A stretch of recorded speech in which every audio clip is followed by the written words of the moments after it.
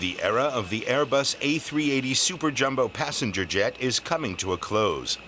The A380 took off for the first time in 2008 and seats 500 passengers. The company had hoped that the plane would squeeze out Boeing's 747 and revolutionize air travel. Passengers have always been big fans of the A380 and have given the plane high marks for comfort, space, and for the quiet ride.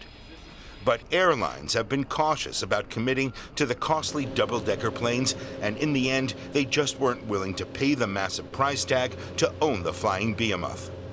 The A380 had troubles from the start, including tensions between Airbus's French and German management and protracted production delays and cost overruns. Those prompted a company restructuring that cost thousands of jobs. After Qantas canceled 8 orders and Emirates canceled 39, the company says it will simply put an end to production of the A380 by 2021.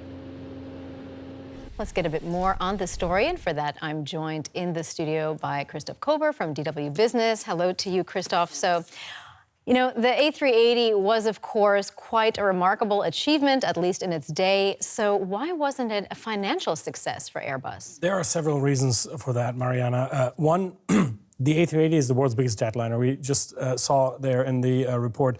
It has about 550 seats in a regular configuration, and selling those seats to passengers can be challenging. Second, the A380 has 4 engines.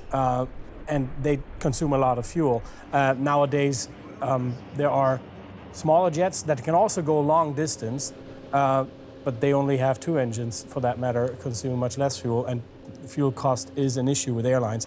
And the third one is the aviation market didn't develop as Airbus anticipated. So rather than the passenger numbers increasing on the route between the major hubs of the world, New York, London, Paris, Hong Kong, Shanghai, people want to fly basically door to door. If I want to fly from Hamburg to Boston, I want to go direct without going through a major hub. And for these sort of connections, the A380 is simply too big. And you can see it that no major airline in South America has bought it. No airline in Africa has bought it.